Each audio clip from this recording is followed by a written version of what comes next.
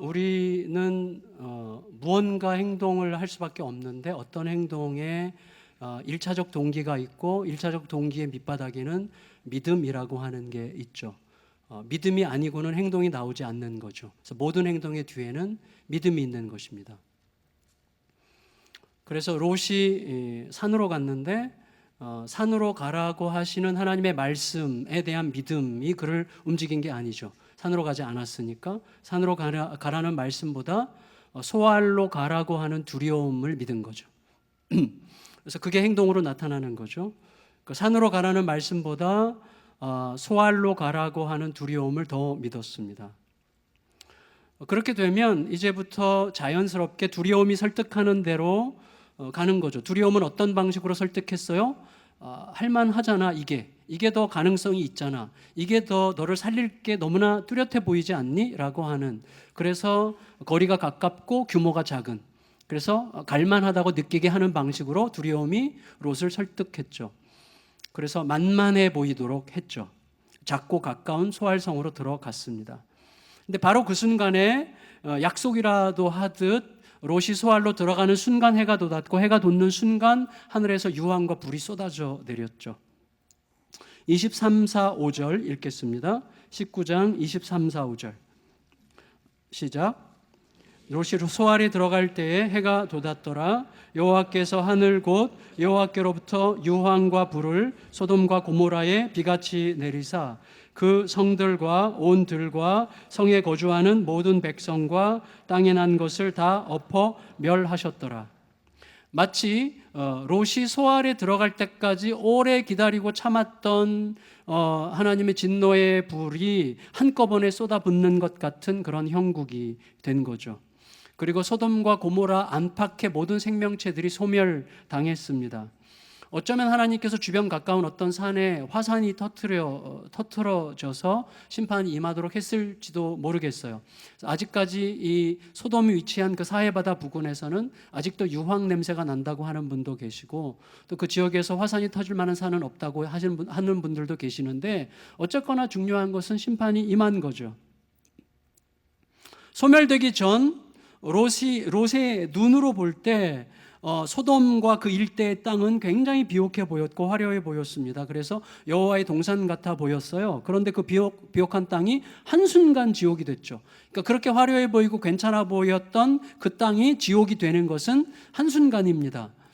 우리의 삶에서도 똑같아요. 그러니까 하나님께 질문하지 않고 묻지 않고 어떤 길을 가게 되면 굉장히 그럴듯해 보이고 괜찮아 보이는 그 길이 사실은 망하는 길이었음이 확인되는 시간은 그렇게 멀지 않습니다. 처음부터 롯은 뭘 봤어요? 땅을 봤습니다. 하나님께서는 거주자들을 보시죠. 그 땅보다도 그 땅에 누가 살고 있느냐가 훨씬 더 중요한 것이죠.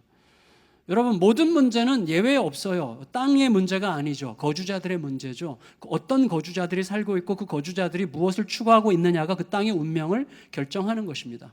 그래서 지도자가 어떤 생각을 가지고 있느냐에 따라서 땅의 지형이 바뀌고 땅의 많은 구조들이 바뀌게 되어 있어요. 그리고 그것이 이후에 오랜 세월 동안 다음 세대들에게 뭔가 영향을 주게 되는 것이죠. 거주자의 추구죠. 거주자가 뭘 추구하고 있느냐, 그걸 하나님은 보시죠. 근데 롯에게는 그게 안 보였어요. 그냥 그 땅이 좋아 보인 거죠.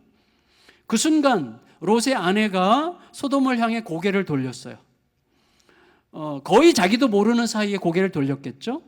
거의 자기도 모르는 사이에 고개를 돌렸다는 말은 경고의 말씀이 고개를 충동적으로 돌리는 그 힘을 붙잡지 못할 만큼 정도의 말씀의 힘이었죠. 그래서 거의 자기도 모르게 고개를 돌렸고 즉시 소금으로 변했습니다. 6절 읽겠습니다. 26절 시작. 롯의 아내는 뒤를 돌아보았으므로 소금 기둥이 되었더라. 여러분, 우리가 이 지점에서 먼저 질문해야 됩니다. 우리가 롯의 아내를 욕해야 될까요? 그럴 수 없을 것 같습니다. 왜냐하면 뒤에 두고 온 것에 대한 집착으로 실패를 자초하는 일들은 우리들의 일상이에요. 여전히 우리들은 늘 뒤를 돌아보는 삶을 살죠. 그게 뭐예요? 내 상처에 충실한 삶의 태도죠. 우리들이 과거에 받은 상처에 너무나 충실하죠. 그 상처를 아직도 버리고 싶어 하지 않죠. 옛날에 하용조 목사님이 그런 얘기를 한 적이 있는데, 우리들은 상처 버리는 걸 너무 싫어하고 상처를 그렇게 괴로워하면서도 상처를 사랑해서 상처를 늘 꺼내서 묵상하고 묵상한 다음에는 다시 곱게 간직한 다음에 시간이 되면 또 묵상해야지. 그리고 시간 되면 또 꺼내가지고 깊이 묵상하죠. 주야로 상처를 묵상하는도다. 늘 과거의 무엇에, 그래서 오늘날의 분노와 증오감과 경쟁심과 질투심과 조급함과 불안함에 늘 휩싸이는 거죠. 과거를 돌아보는 태도가 그런 방식으로 표현되는 것입니다. 롯의 아내 문제가 아니에요. 우리들의 문제죠. 여러분, 20년 넘게 살던 내 정과 모든 게 쏟아부어진, 애증이 다 쏟아부어진 그 동네에 지금 어마어마한 재앙이 덮치는 마당에 어떻게 안 돌아볼 수가 있겠어요? 안 돌아보는 사람이 이상한 사람일 수 있을 것 같습니다. 하지만 하나님의 말씀은 우리에게 그 상황에서도 안 돌아보는 이상한 사람이 되라고 말씀하신 거예요. 안 돌아볼 수 없는 거를 하나님께서 아실 거예요, 아마. 돌아볼 가능성이 훨씬 더 많다는 걸 아실 거예요. 그러니까 돌아보지 말라는 거죠. 그러니까 우리로 치면 우리들의 정서와 우리들의 오감에 의하면 안 돌아볼 수 없는 상황이지만 그럼에도 불구하고 안 돌아보는 게 이상할지라도 안 돌아보는 이상한 사람이 되라는 거예요. 그게 하나님의 말씀이었죠. 여러분, 따라서 안 돌아볼 수 없지만 만일에 안 돌아볼 수 있다면 안 돌아볼 수 있게 하는 힘이 있어야죠. 그 안 돌아볼 수 있게 하는 힘은 돌아보고자 하는 충동적인 욕망을 붙잡을 만큼의 힘이어야죠. 안 돌아볼 수 있게 하는 힘은 어디서부터 옵니까? 힘이 있어야 되는데 그 힘이 어디서부터 오겠어요? 돌아보지 말라는 말씀이 완전히 절대적인 무게로 나를 다스리고 있을 때만 돌아보지 않을 수가 있는 거죠. 그건 결론적으로 나중에 뒤에 다시 말씀드리겠는데, 그 말씀, 돌아보지 말라는 그 말씀이 절대적으로 중요하다고 하는 신뢰에서만 안 돌아볼 수 있는 것이죠. 여러분, 지켜질 가능성이 거의 없는 명령은 처음부터 우리에게 주어졌어요. 그게 뭐예요? 선악과 먹지 말라는 거예요. 여러분, 선악과 먹지 말라는 하나님의 명령은 거의 지켜지기 어렵습니다. 어떻게 동산 중앙에 있는 특별해 보이는 그 나무의 실과를 내게 주어진 완벽한 자유에 의해서 먹지 않을 수가 있겠어요? 먹을 수밖에 없는 거예요. 안 지켜질 수가, 그건 지킬 가능성이 거의 없는 명령이죠. 따라서 이 명령은 늘 우리의 삶에서 반복되는 거죠. 그렇게 할 수밖에 없었어. 그게 전부였어. 그게 나의 최선이었어라고 말할 수밖에 없는 상황들이 늘 우리 앞에 있는 것입니다. 롯의 아내처럼 그렇게 할 수밖에 없었던 거예요. 그리고 그게 어느 정도는 맞는 거죠. 따라서 지키기가 거의 불가능해 보이는 그 명령을 지킬 수 있는 유일한 길이 있다면 그것을 지키라는 하나님의 말씀에 절대적 무게를 실을 수밖에 없는 거죠. 여러분, 우리가 절대적이라는 단어가 너무나 흔해졌기 때문에 절대적인 말을 들을 때 우리가 별로 부담을 안 느껴요. 서로 절대적이라고 하기 때문에. 근데 이 절대적이라는 말이 엄청난 무게가 실려야 되는 거죠. 어느 만큼 내 충동적인 생각이 돌아보도록 할 때 그걸 딱 잡아서 돌아볼 수 없게 할 만큼의 절대성을 가져야만 내가 돌아보지 말라는 명령에 순종할 수가 있는 것입니다. 그런 의미에서 뒤를 돌아본 롯의 아내보다는 뒤를 돌아보지 않은 롯과 그의 두 딸에게 훨씬 더 관심이 가는 거예요. 그들이 어떻게 돌아보지 않을 수가 있었을까요? 어떻게? 아마도 비교적 가까운 시간에 굉장히 강한 임팩트가 있었기 때문이겠죠. 바로 지난밤 어떤 일이 있었어요? 굉장히 자극적이고 잔혹한 사건이 있었죠. 지난밤에 롯은 동네 건달들이 천사 내놓으라고 막 난리를 치는 바람에 나가서 그들과 상대하다가 그들에게 맞아 죽을 뻔했죠. 그리고 두 딸은 아버지의 충동적인 선택에 의해서 동네 건달들에게 유린당하고 겁탈당하다가 정말 평생을 고통 속에 살다가 죽을 운명 속에 빠질 뻔했죠. 근데 그때 천사에 의해서 극적으로 구조받았죠. 그러니까 그때부터 천사의 말에는 엄청난 무게가 실리는 거죠. 롯과 두 딸은 적어도 천사들의 말을 들어야만 우리가 사는구나라는 무게감이 그들의 힘에 실렸는데, 문제는 그 무게, 그 절대성이라고 하는 것이 수명이 매우 짧다는 거죠. 우리가 금방 안일해지고 금방 자신만만해지고 또 금방 어떤 마음이 해이해지면 또다시 말씀의 절대성의 힘이 희미해지고 현실에 대한 나의 판단이 훨씬 더 강력하게 내 마음속에 작동하기 시작하게 되는 것이죠. 근데 롯과 그의 두 딸이 그런 봉변 속에서 천사들의 말에 절대성을 실을 수밖에 없었던 어떤 상황에서도 롯의 아내 이야기는 거의 등장하지 않죠. 상황은 롯의 아내가 나서야 되는 상황이죠. 두 딸의 운명에 걸린 어떤 상황이었는데 롯의 아내는 전혀 언급되지 않아요. 롯의 아내가 아무것도 한 게 없었기 때문이거나 그렇게 기록할 만한 어떤 의미 있는 또 어떤 중요한 행동을 하지 않았기 때문이겠죠. 그러니까 롯의 아내는 그 긴박한 상황에서 살짝 비껴나 있는 것 같은 느낌이죠. 그게 롯의 아내가 롯과 그의 두 딸보다도 하나님께서 천사들을 통해서 주신 말씀의 무게를 덜 실게 된 어떤 계기가 될 수도 있었을 거라고 생각합니다.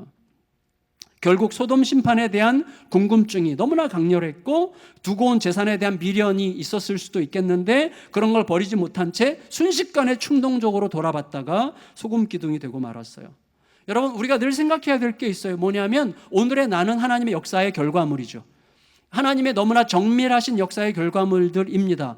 여러분, 롯의 아내에게도 지금 벌어지고 있는 모든 심판과 모든 진행되는 역사적 현실들은 하나님께서 말씀하신 그대로 이루어지고 있는 거죠. 다시 말하면 하나님의 말씀이 현실이 되어 내 앞에 펼쳐지는 상황들이 지금 내 눈앞에 있는 거예요. 그렇다면 돌아보지 마, 그래야 살아 라는 그 말씀도 현실이죠.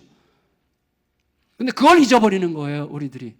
내게 어떻게 할 것이라고 말씀하시는 그것도 나에게 명백한 현실이어야만 그 말씀에 절대적인 무게를 실어서 지킬 수가 있는 거겠죠. 왜 하필 소금 기둥이었을까요? 왜? 1차적으로는 이 소돔의 위치죠. 소돔의 위치가 사해바다 부근인데 사해바다 부근에는 소돔 덩어리들이 가득한 곳이죠. 그것과 무관하지 않을 거라고 생각이 됩니다. 더구나 사해바다의 소금은 뭘 상징해요? 생명의 상실이죠. 죽음, 사해, 죽은 바다죠. 그걸 뜻하죠. 그런 의미에서 롯의 아내 사건은 우리에게 이런 그림을 보여주는 것이죠. 하나님의 말씀을 끝까지 붙들지 않는 것이, 충동적으로라도 하나님의 말씀을 놓치는 것이 어떻게 죽음으로 연결되는가 하는 것을 우리에게 매우 임팩트 있게 보여주는 하나의 그림이죠. 선명하게 보여주죠. 그러니까 말씀을 무겁게 받지 못하거나 말씀을 망각하거나 안일하게 느끼거나 만홀히 여기거나 안일하게 다루면 자신도 모르는 사이에, 자기도 모르는 사이에 죽음의 길을 가기 시작한다는 것을 우리에게 보여주는 하나의 그림이죠. 역으로 말한다면 이렇게 우리는 읽는 게 더 좋겠습니다. 우리 주변에 사방에서 나의 죽음을 재촉하는, 나를 죽음에 빠뜨릴 것 같은, 나를 영원토록 회복시키지 않을 것 같은 유황과 불덩이들이 떨어지는 그런 혹독한 현실 속에서라도 끝내 말씀을 무겁게 듣고 그 말씀을 붙들고 말씀과 함께 가고자 버티는 자는 반드시 사는 길로 가게 될 거라는 말씀으로 읽으면 되는 거죠. 그런 식으로 읽힐 수 있는 말씀이죠. 여러분, 아브라함은 소돔을 위해 기도한 일에 줄곧 소돔에 대해서 깊은 관심을 가지고 있었던 것 같습니다. 27절, 28절 읽겠습니다. 27절, 28절 시작. 아브라함이 그 아침에 일찍이 일어나 여호와 앞에 서 있던 곳에 이르러 소돔과 고모라와 그 온 지역을 향하여 눈을 들어 연기가 옹기가마의 연기같이 치솟음을 보았더라. 여러분, 아브라함이요, 소돔에 얼마나 관심이 많았겠어요. 근데 소돔이 이제 불의 심판을 받고 완전히 다 타서 죄가 되고 가마의 연기처럼 연기가 나는 모습을 볼 때 아브라함은 분명히 알았겠죠. 의인 10명이 없었구나. 그리고 또 알았을 거예요. 아브라함이 롯을 찾지 않죠. 그 말은 뭐죠? 롯이 소돔의 심판과 함께 죽었을 거라고 확신했던 것 같습니다. 근데 반대로 이제 안타깝게도 아브라함과 롯의 마음이 영영 이루어지지 않고 있는데 롯이 아브라함을 찾아가야만 돼요. 왜냐하면 아브라함이 자기 조카 롯이 죽었을 거라고 확신하고 있었다면 조카가 아브라함을 찾아가면 되는데 찾아가지 않은 거죠. 그러니까 찾아가지 않은 것에 대해서 지금 이후에 이어지는 내용이 설명하는 거죠. 롯이 아브라함 삼촌 아브라함을 찾아갈 수 없었던, 또 찾아가면 안 되는 이유를 지금 이후에 롯의 스토리를 통해서 이야기해주고 있는 것이죠. 두 사람은 더 이상 만날 수 없는 길을 걷기 시작하는 것입니다. 여러분, 자, 보세요. 롯이 두려움에 설득당했죠. 두려움이 그를 설득하는 방식은 만만해 보이는 것을 선택하라는 거예요. 할 만한 것, 그리고 가능성이 있어 보이는 길을 선택하라는 거예요. 그게 두려움이 현실을 근거로 해서 우리를 설득하는 방식이죠, 보통. 그래서 롯은 만만해 보였던 소알을 선택했어요. 그렇지만 들어가서 금방 알게 됐어요. 만만해 보였던 소알에 거주하는 것이 생각처럼 만만하지 않다는 것을 알게 됐어요. 그래 금방 두려움에 사로잡혀서 떠나죠. 30절 상반절 읽겠습니다. 30절 상반절 시작. 롯이 소알에서 나와 산에 올라가, 거기까지요. 여러분, 소알이 아무리 힘든들 소돔만 했겠어요? 근데 그 힘든 소돔에서 20년 이상을 버텼던 롯인데 소알에서는 못 견디는 거예요. 그거는 소알이 소돔보다 힘들었기 때문이 아니라 소알에서 그가 살아가는 방식이 두려움이었기 때문이죠. 제가 전에 확증 편향이라는 말씀을 드렸어요. 누군가가 나를 힘들게 하고 상처를 주면 그 사람은 실제 그 사람의 나쁜 점보다도 10배, 100배로 확장되어서 내 안에서 그 사람에 대한 정의가 생기죠. 저 사람은 이런 사람이야라는, 그건 확증 편향이죠. 그 사람, 나에 대한 그 사람의 작은 어떤 경험을 보편화시켜서 그럴 거라고 확신된 상태로 그 사람을 대하기 시작하기 때문에 그 두려움은 점점 깊어지죠. 그런 것과 똑같은 거예요. 여러분, 롯이 소알을 견디지 못한 이유는 소알이 객관적으로 소돔보다 힘들었기 때문이 아니라 소돔에서 살아갈 때보다도 훨씬 더 두려움에 의해서 소알을 선택했기 때문이고, 두려움의 방식으로 소알에서 살아가고 있기 때문에 소알이 소돔보다 더 살기 괜찮은 환경이었을지라도 훨씬 더 힘들게 느껴지는 거죠. 견디지 못해요, 소알에서. 여러분, 현실적으로는 이런 거겠죠. 대충 소돔 사람들은, 소돔은 음란하고 혼란스러운 도시를 상징하죠. 그리고 소돔 사람들이 롯을 어떻게 대했습니까? 너는 객이야, 너는 이방인이야, 타지 놈이 무슨 이렇게 여기서 무슨 잘난 척을 하려고 그래, 뭐 이런 식의 태도죠. 그러니까 외지인에 대한 경계심과 배타성을 가진 도시였어요. 그리고 손님들에 대하여 호의적이지 않았죠. 손님으로 온 두 천사를 겁탈하려고 했죠. 그러니까 그런 도시의 문화라면, 그런 도시의 문화 속에서는 자기 자신의 현재의 어떤 행동과 문화에 대한 자부심을 가지고 그런 행동을 지속하겠죠. 그렇다면 상대적으로 자기보다 가까이 있는 매우 작은 소알 성읍 사람들에 대해서는 상대적 교만함과 자만심을 가지고 그들을 은근히 멸시했겠죠. 그러니까 소알 사람들 입장에서 보면 지금 소돔이 멸망당했을 때 그건 뭐예요? 약자 입장에서 강자 노릇을 하던 인간에게 마땅히 임한 하나님의 심판, 내 즐거움이 있겠죠, 소알 사람들에게. 그러니까 소돔을 떠나서 소알로 들어온 롯이 소돔의 저주를 가지고 온 재수 없는 인간으로 비춰졌을 가능성이 많고, 소돔의 음란한 문화 속에서 갓 빠져나왔던 롯의 두 딸도 인간 취급받기는 쉽지 않았을 것입니다. 그런 혼돈이 그 안에 있었겠죠. 그런데 게다가 롯과 두 딸의 마음을 움직이는 건 뭐예요? 두려움이죠. 두려움. 그러니까 못 견디는 거죠. 우리가 알아요. 여러분, 똑같이 배타적 환경이라면 대도시보다는 작은 동네에서 훨씬 견디기 어렵죠. 네, 향남은 작은 도시잖아요. 여기서 이 도시가 배타성을 갖는다면 살기가 거의 불가능할 거예요. 제가 듣기로는 향남 맘카페에 잘못 걸리면 망한다, 뭐 이런 얘기가 있는데, 작은 도시이기 때문에 똑같이 배타성이 있다면 작은 도시가 훨씬 힘들죠. 왜? 피할 곳이 없어요. 피할 곳이 없는 거예요. 그게 소알이었어요. 그러니까 소알에선 더 견디기 어려운 것이죠. 그에 따라서 소알을 떠나는 롯과 두 딸 안에는 두려움이 가득했어요. 그러니까 소알에서 뭔가 심각한 위협을 당하고 있었던 게 분명하죠. 따라서 어디에도 갈 곳이 없었어요. 어디에도. 여러분, 실제로 두려움이 지배하기 시작하면 어디에도 갈 곳이 없죠. 두려움이 이미 내 심장을 채우고 있어요. 내 심장 깊숙이 두려움이 들어와 있기 때문에 어딜 가더라도 안전한 곳을 찾을 수가 없고, 심지어 가장 안전한 곳에서도 늘 두려워할 수밖에 없는 것이죠. 내 존재가 두려움을 끌고 다니고 있기 때문이죠. 어떤 환경에서도 그는 두려움을 떨쳐버릴 수가 없는 거예요. 그런데 불행하게도 우리들은 현실에 대한 두려움으로부터 듣는 경우들이 너무 많은 거죠. 현실에 대한 두려움을 믿음의 대상으로 삼을 때가 너무 많은 것이죠. 그래서 두려움이 가르치는 대로 그럴듯하게 여겨지는 모든 것들을 이것저것 다 할 수 있는 데까지 다 해보고, 그러나서 끝내는 너덜너덜해진 영혼으로 하나님께서 처음 말씀하셨던 것을 붙들게 되는 거예요. 그제서야.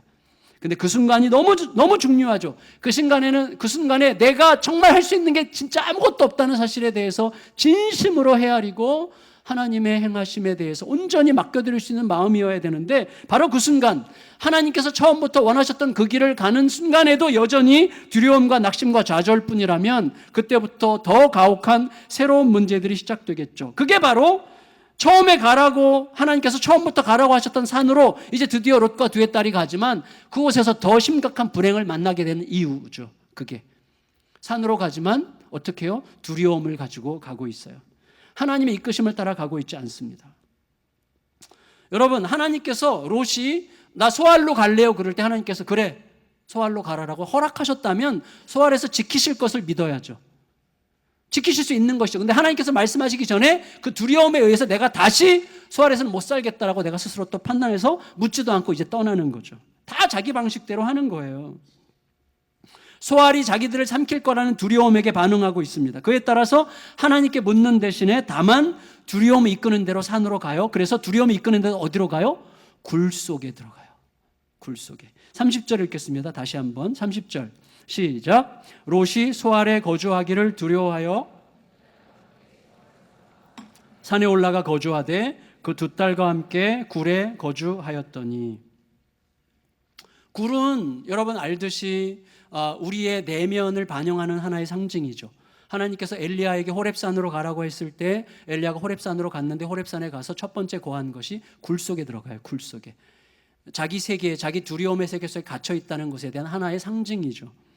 지금 롯과 두 딸은 굴 속에 들어갔어요. 가서 어디 머물까라고 물으면 되는데 안 묻죠. 그러니까 두려움에 지배당하면 입이 닫히죠. 안 묻게 됩니다. 그게 무서운 거예요. 여러분, 요즘에 우리 큐티 본문이 사무엘 하예요. 사무엘 하.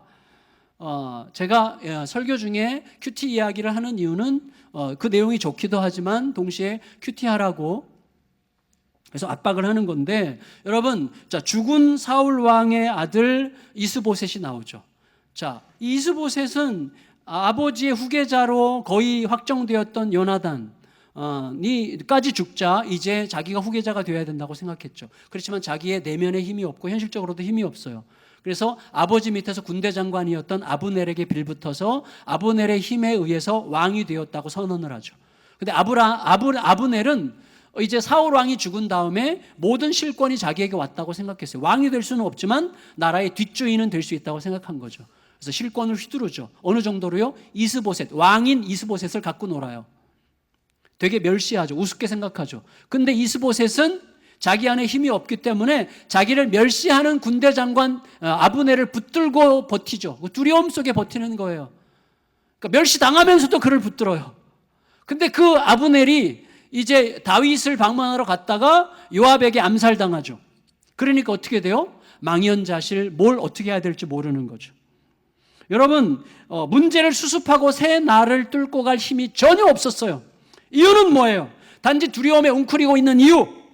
여러분, 이 이스보셋의 가장 심각한 문제는 군대가 없기 때문도 아니고 다른 어떤 자기의 어떤 객관적인 직위가 없었기 때문도 아니고 백성들이 없었기 때문도 아닙니다. 그의 가장 심각한 문제는 뭐예요? 그가 모든 상황에서 물을 수 있는 하나님이 없었기 때문이에요.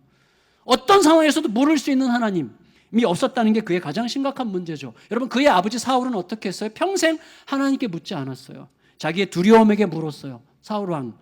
분노에게 물었고 질투에게 물었고 경쟁심에게 물었어요. 급기야는 접신한 무당에게 가서 물었죠. 그게 사울 왕이었어요. 그것과 무관하지 않겠죠. 그래서 이스보셋은 자기의 군대 장관에게 멸시당하면서도 급기야는 끝내 의지할 수밖에 없었지만 아브넬 군대 장관 아브넬이 죽자 쩔쩔매다가 결국은 어떻게 돼요? 자기의 군 지휘관들에 의해서 살해당하죠. 그거 끝났어요. 그게 두려움이 주는 선물이에요. 죄의 삭은 사망이요. 삭이 뭐예요? 월급이에요. 월급. 죄가 마음껏 우리를 부리다가 주는 게 죽음이에요. 죄의 본질이 뭐죠? 두려움이죠. 여러분, 예수님께서 우리에게 오신 이유는 평생 죄에 매여 죽음에 매여 두려워하는 우리들을 두려움에서 해방시켜 주기 위해 오셨어요. 근데 예수의 이름을 부르면서 여전히 우리들이 두려움으로부터 귀를 기울이고 두려움과 친하게 지내면서 여전히 살 수 있다면, 두려워할 수밖에 없지만 두려움에 지배당하는 것은 완전히 다른 문제죠. 생각해야 되는 거죠. 여러분, 이 가련한 이스보셋과 우리들이 굉장히 비슷하다고 생각합니다. 우리들도 두려움의 지배를 자주 받죠. 두려움의 지배를 받으면 어떻게 되죠? 매우 짧게 봐요. 길게 못 봐요. 짧게 보고 그 다음에 어떻게 되죠? 넓게 못 보죠. 매우 좁게 보죠. 그러니까 두려움의 지배당함으로 매우 짧게 매우 좁게 보게 되어 있어요. 그런 우리들이 무한히 넓게 무한히 길게 보시는 하나님을 언제든지 물을 수 있는 아버지로 모시고 있다는 이 현실이 진짜 내 삶의 자리라고 하는 현실을 우리가 받아들일 수 있다면 이것만큼 위대한 건 없는 거죠. 근데 여러분, 제가 말씀드립니다. 이게 현실이에요. 저는 요즘에 제 자신에게 이런 얘기를 굉장히 많이 해요. 너 속에 현실이라고 하는 단어와 함께 떠오르는 모든, 그러니까 현실이라고 하는 것에 대한 패러다임을 완전히 바꾸라. 이렇게 명령하고 있어요, 제 자신에게. 현실은 뭐가 현실입니까? 우리 손에 만져지고 보여지는, 그리고 지금 뭐가 계약을 앞두고 있는 그런 모든 것들이 현실이라고 생각하시는데 절대로 아니죠. 우리가 지금 이 자리에 앉아 있는 것은 뭡니까? 진짜 현실은 하나님이라는 사실을 고백하기 위해서 여기 있는 거예요. 근데 그게 사실이에요. 단지 고백이 아니라 추상적인 확신을 투사하는 게 아니라 진짜 그게 현실이에요. 하나님의 세상이에요.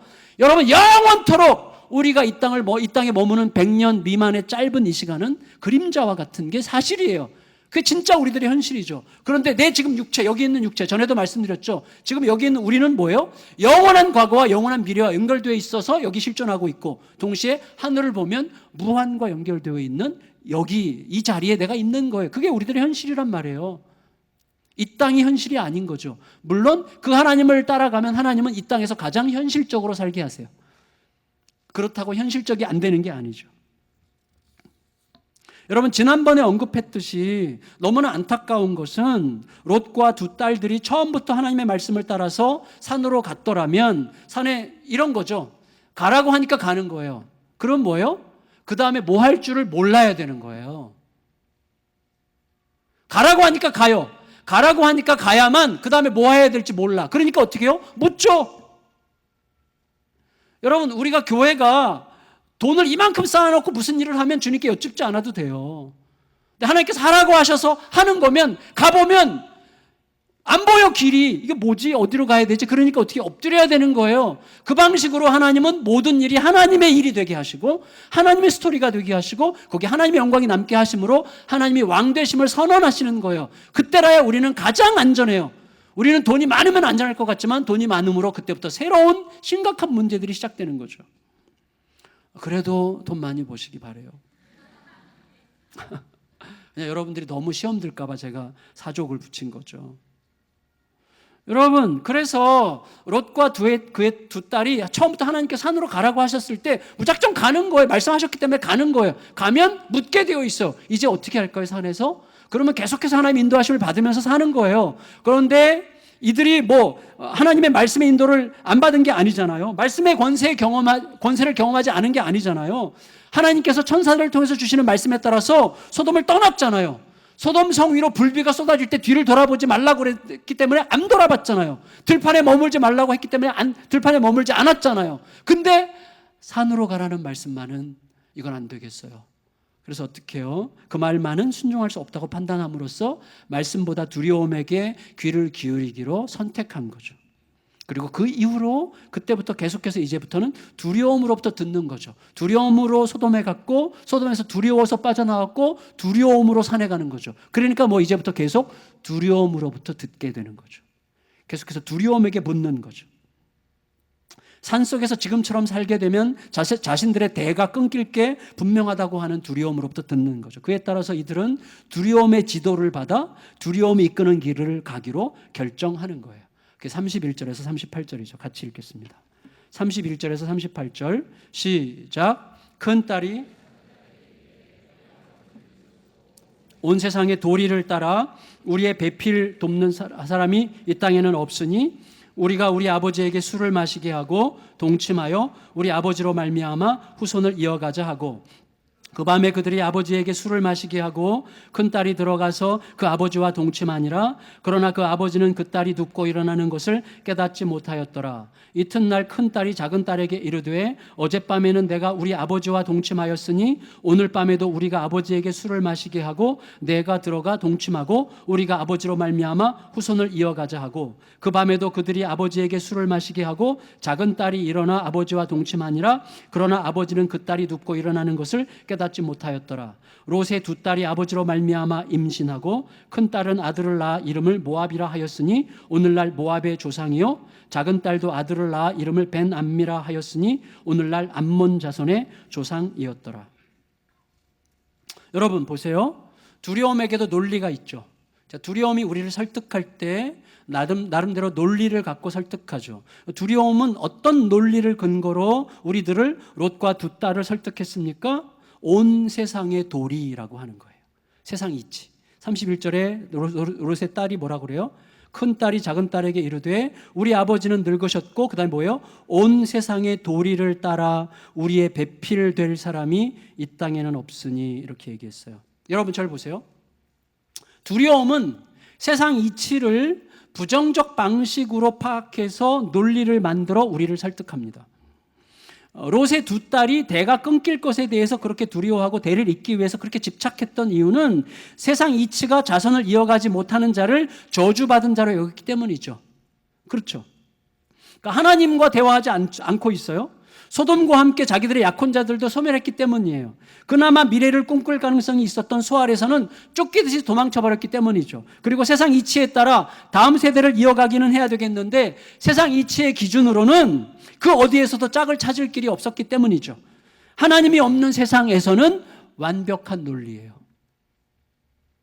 하나님을 생각하지 않는다면 완벽한 논리죠. 세상 이치가 다 맞아요. 거기서 무슨 짝을 찾겠어요? 그 길밖에 없죠. 그러니까 그 길밖에 없다고 생각할 수밖에 없도록 두려움은 모든 논리를 갖다 대서 그 길을 선택하게 하는 거예요. 그 길밖에 없는 거죠. 하나님을 빼놓고 생각하면 완벽한 논리예요. 하지만 하나님은 잠시 후면 세상 이치를 뛰어넘어 100살이 된 아브라함에게 아들을 주실 거예요. 이 두 가지가 대조되어 있어요. 결국 롯의 두 딸들은 세상 이치를 따라 그들이 소돔에서 배운 소돔의 이치를 따를 경우라면 가능했을지도 모를 일을 하죠. 소돔에서는 그게 가능했을 거예요, 아마도. 그것만이 유일한 길이라고 확신했기 때문이죠. 여러분, 하지만 이 모든 과정은 세상 이치에 따라 두려움과 자기 연민을 쫓아가는 거짓에 불과해요. 여러분, 하나님께 묻지 않은 채 현실적으로 볼 때 오직 그 길뿐이라는 설득, 난 그렇게 할 수밖에 없어라고 하는 설득, 이 논리는 거짓말입니다. 두려움의 설득력은 너무나 대단해서 우리로 하여금 그 길뿐이야, 그렇게 할 수밖에 없어, 나 그렇게 할 수밖에 없었어, 그 길이 최선이었어라고 말하게 하지만 결국 그 길이 저주였다는 사실을 뒤늦게 발견하게 하는 것입니다. 생각해 보세요, 여러분. 두 딸의 아버지 롯은 삼촌 아브라함과 함께 저기 갈대아우르를 떠나서 수말리 길을 모험했던 사람이에요. 가나안까지 그 험한 길을 모험해서 왔던 그 사람이 이런 처지 어딘들 못 가겠어요? 더구나 가까이에 삼촌 아브라함이 살고 있지 않습니까? 여러분, 이 모든 스토리를 딸들이 몰랐겠어요? 그렇다면 어디를 간들 지금 산속에서 두 딸이 아빠를 상대로 도모한 이 사특한 길보다 더 나은 길을 찾지 못하겠습니까? 어디를 간들 산속에서 아버지 자식을 낳아서 핏덩이를 양육하는 길보다 더 나은 길을 찾지 못하겠습니까? 찾을 수 있죠, 얼마든지. 더구나 어찌어찌해서 핏덩이들이 자라서 결혼할 정년기가 됐다면 어차피 나가서 사람들을 만나야죠. 근데 왜 지금은 못하는 것입니까? 따라서 두 딸의 선택과 롯의 잠정적 허용은 결국 그 길뿐이라고는 결코 말할 수 없는 과장된 논리죠. 우리들이 이럴 수밖에 없어서 그것뿐이야 라고 말할 때는 아닌 거예요, 사실은. 그때 더 하나님을 기다려야죠.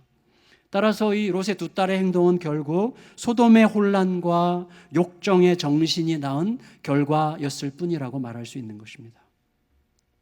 여러분, 하나님은요, 천사를 통해서 죄악된 도시 소돔에서 롯과 두 딸을 빼내셨지만 놀랍게도 실제 죄악은 소돔이 아니라 그들 안에 이미 은밀하게 존재하고 있었어요. 그래서 그들이 가서 죄악이 옮겨졌기도 하지만 그들이 죄악을 가지고 가기도 하는 거죠. 소돔에 사는 동안 그들 자신이 곧 소돔이 되어버린 결과가 된 것입니다. 죄악을 그대로 갖고 나온 거예요. 여러분, 그 죄악은 롯으로 하여금 과거에 꿈의 도시 속에서 행복하게 살 것을 꿈꾸게 했었지만 그 꿈의 도시 소돔에서 처절한 순환을 겪게 했던 죄악이고, 동시에 이제는 가장 사랑하는 딸들을 통해서 가장 누추하고 믿을 수 없는 저주를 경험하게 만들죠. 나중에 롯이 멀쩡한 상태에서 딸들이 임신한 것을 알았을 때, 그리고 거기에 어디서 무엇으로부터 말미암았는지를 알게 되었을 때 어떻게 살까? 어떻게 살까요? 여러분, 롯은요, 과거에 두 딸과 상의하지 않은 채 소돔의 패거리들에게 두 딸을 성적인 놀이개로 내어주겠다고 충동적으로 제안한 적이 있지만 이제는 역으로 두 딸에 의해서 헤아리기 어려운 성적 수치를 당하게 된 거죠. 그리고 영원토록 계속해서 감당하기 어려운 어떤 결과물들을 낳게 된 것입니다. 여러분, 죄가 조종하는 두려움의 논리라고 하는 것은 당장은 꽤 그럴듯하게 여겨져도 결과는 항상 파괴적이죠. 말씀을 붙든 오랜 기다림 속에 있었던 아브라함은 현실적 불가능을 넘어서, 그러니까 두려움이 계속해서 아브라함에게도 말했어요. 아브라함이 두려움을 쫓기도 했어요. 그러나 붙든 게 결국은 말씀이었죠. 결국은 말씀, 넘어지면서도 말씀을 붙들었어요. 결국 뭐예요? 현실적 불가능성을 이 길 외에는 길이 없어라고 말하는 현실적 불가능성을 넘어서 그 길이 아니어도 있을 수 있어라고 하는 믿음 속에 기다리고 있다가 결국은 아브라함과 사라 부부 그들 자신을 통하여 아들을 낳는 역사로 이어지죠. 반대로 말씀을 버리고 두려움에 순종한 결과는 현실적 불가능성과 세상 이치에 아주 곱게 순종하죠. 그 길밖에 없어라고 생각하면 순종하게 만들지만 파멸적 방식으로 다음 세대에게 영원토록 어두운 그림자를 남기는 역사로 이어지게 되는 거죠.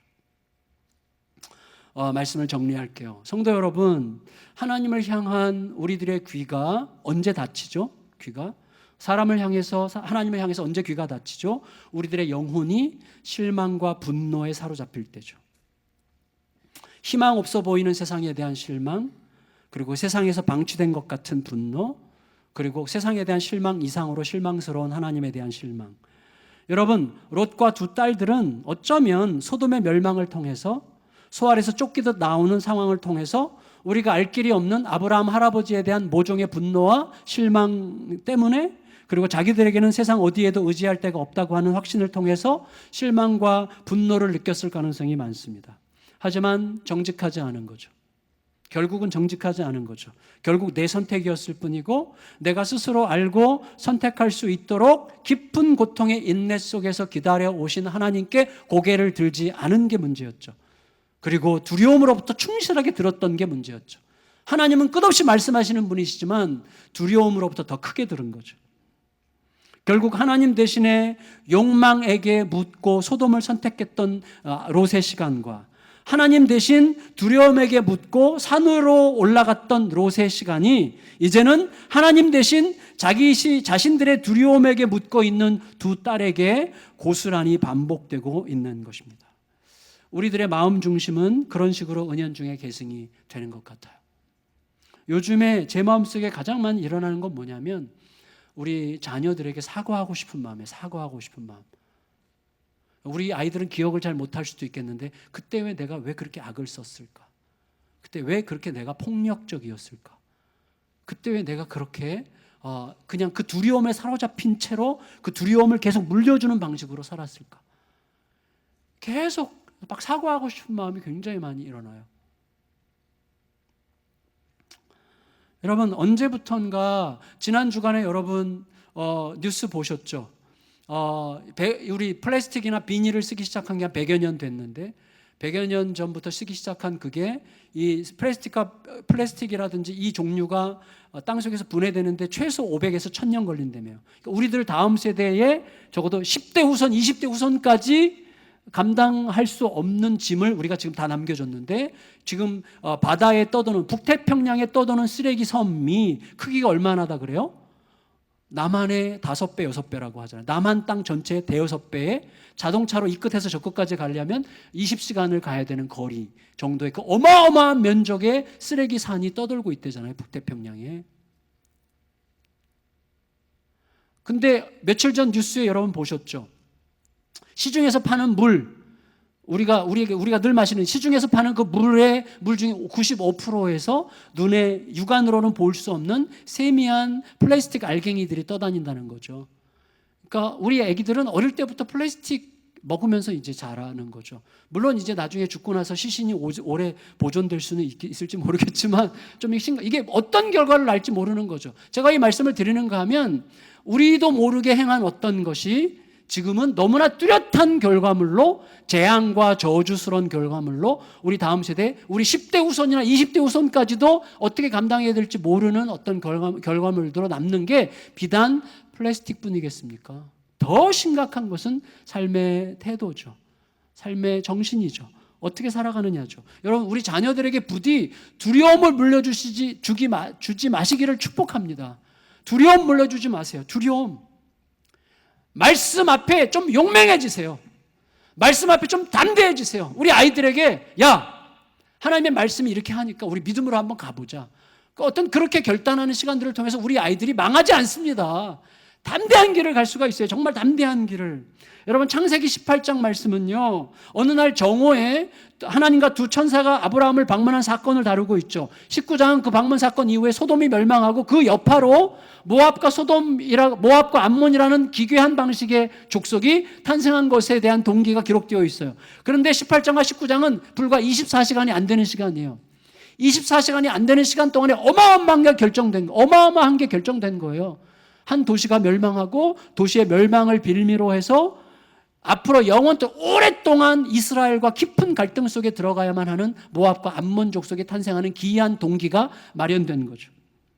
불과 24시간이라는 시간 안에 그때 다른 방식으로 반응했더라면, 두려움 대신에 하나님께 자신을 던진 자로 말씀을 용기 있게 따라갔더라면, 그들을 찾아오신 하나님의 성실하심을 좀 더 깊이 헤아렸더라면 역사는 달라졌을지 모르고, 아니 확실하게 달라졌을 것입니다. 우리의 삶에도 똑같은 기회로 있는 거죠. 여러분, 그런데 마지막 질문을 제가 이렇게 하게 됐어요. 우리는 롯의 아내나 롯의 두 딸처럼 하나님의 말씀보다 두려움이나 욕망으로부터 듣는 자들이죠. 아까 제가 말씀드렸지만 우리가 롯의 아내와 더 낫다고 할 수가 없습니다. 롯의 아내보다 더 낫다고 할 수 없죠. 우리도 돌아볼 거예요, 아마도. 여러분, 선악과를 우리도 따먹었을걸요? 그 선악과와 돌아보지 말라는 명령은 항상 우리 앞에 있는 거죠. 그래서 이게 고민이 되는 거예요. 우리는 순종할 수 없는데 순종해야만 살아요. 그러니까 어떻게 해야 순종할 수 있는가를 묵상하다가 지난 수요일 날 큐티하다가 제가 생각하게 됐어요. 자, 수요일 큐티에 뭐가 나와요? 우사가 나와요. 우사. 드디어 다윗이 예루살렘에 입성하죠. 예루살렘에 들어간 다음에 여호와의 언약궤를 예루살렘에 가져오고 싶어서 굉장히 이렇게 막 간절해하죠. 그때 언약궤를 가져오는데 언약궤를 가져오는 방식에 대해서 깊이 묵상하지 못했어요. 언약궤는 제사장들이 메고 가야 되는 거죠. 그런데 수레에 실어가지고 우리로 치면 진짜 좋은 리무진에다가 싣고 이렇게 간 거죠. 그런데 소들이 뭔가 놀래가지고 소들이 뛰면서 수레가 넘어지려고 했죠. 그때 우사가 붙들었잖아요. 그리고 하나님께서 그를 치셔서 죽었어요. 다윗이 분노했죠. 어떻게 이럴 수가 있는가, 이 좋은 날. 자, 그런데 여러분 보세요. 어떻게 안 잡습니까? 하나님께서 여호와의 법궤에 손대지 말라고 그러셨는데, 아니 어떻게 손을 안 대요? 지금 내 앞에서 쓰러지는데 여호와의 언약궤가. 불가능한 거죠. 어떻게 선악과를 안 따먹습니까? 어떻게 뒤를 안 돌아볼 수 있습니까? 돌아볼 수밖에 없어요. 그게 우리들의 현실이에요. 질문이 되는 거. 그러면 어떻게 안 잡을 수 있지? 이거 안 잡을 수 없는데 잡았는데 이걸 어떻게, 왜 죽이셔? 그래서 생각해 보니까 알게 됐어요. 여러분, 쓰러지는 언약궤를 잡지 않을 수 있는 사람이 있다면 딱 한 사람밖에 없어요. 뭐죠? 쓰러진 언약궤를 붙들었다가 죽어본 사람. 쓰러지는 언약궤를 붙들었다가 죽어본 사람은 절대 잡지 않겠죠. 그게 우리들이라는 것을 알게 됐어요. 우리들이죠. 여러분, 우리가 말씀대로 순종하지 못했어요. 우리는 말씀대로 순종할 수 없습니다. 그래서 예수님께서 대신 순종하셨죠. 어디로? 십자가로 가셔서 우리 대신 죽으셨죠. 그러면서 우리의 신분을 뭐라고 얘기하셨어요? 나와 함께 십자가에서 이미 죽은 자라는 신분을 우리에게 주셨어요. 우리는 이미 죽어본 자로 오늘을 사는 거예요. 이미 죽어본 자로. 여러분, 이 자기의 정체성을 잃지 마시기 바라요. 예수님이 자신의 죽음으로 우리에게 안겨주신 우리들의 정체성이에요. 이미 죽어본 자예요. 언약궤를 붙들다가 죽어본 자로 우리는 사는 거예요. 그때 우리는 이렇게 하지 않으면 안 될 것 같은 상황에서도 안 할 수 있어요. 왜? 그러다가 죽어본 자기 때문에. 그 자기 정체성을 가지고 살아가면서 말씀의 절대적 무게가 무엇을 의미하는지를 깨닫고, 나를 위해 이미 일어난 예수의 사건이 오늘 나를 어떤 자로 살게 하는지를 다시 생각하면서 그 절체절명의 상황에서도 말씀에 조금 더 무게를 실어 그 길을 감으로 죽는 길이 아니라 사는 길, 살리는 길, 새 역사를 새롭게 창조하는 길을 놀랍도록 경험하는 은혜가 우리 앞에 펼쳐지게 되기를 예수님의 이름으로 축원합니다. 축원합니다. 네.